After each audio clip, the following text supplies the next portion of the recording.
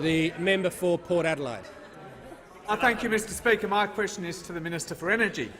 In his presentation at the Coalition Joint Party Room, the Energy Minister confirmed, and I quote, "A clean energy target lowers prices."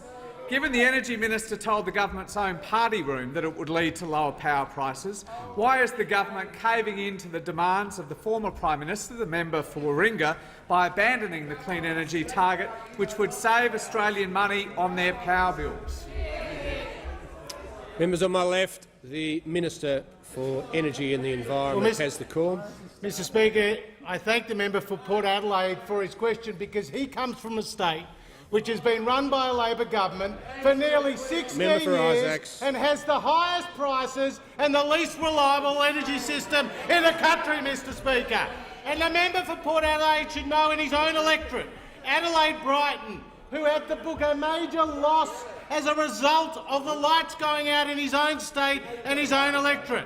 Now, when it comes to the clean energy target, that was one of 50 recommendations from the Finkel Review. And we have said we will respond. We will respond to the clean energy target as one of the recommendations.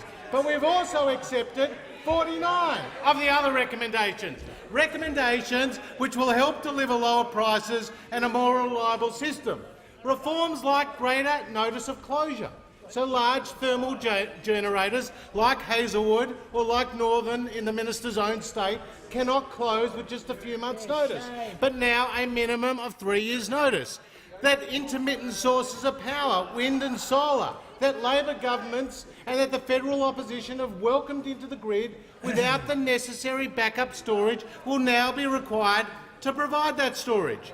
Putting in place an energy security board to help implement the Finkel recommendations. Importantly, developing our gas resources on a case-by-case basis using scientifically proven methods, not the blanket, mindless bans and moratoriums that the Labor Party has supported in many states and territories. If only the Labor government in the Northern Territory or in Victoria developed their gas resources, then people would have lower prices.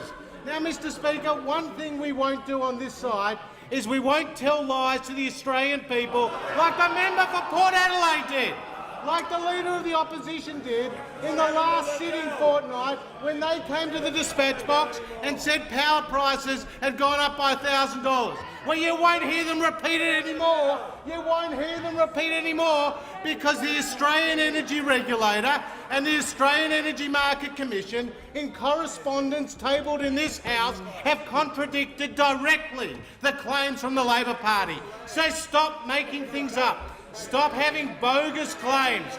Repeat it in this House.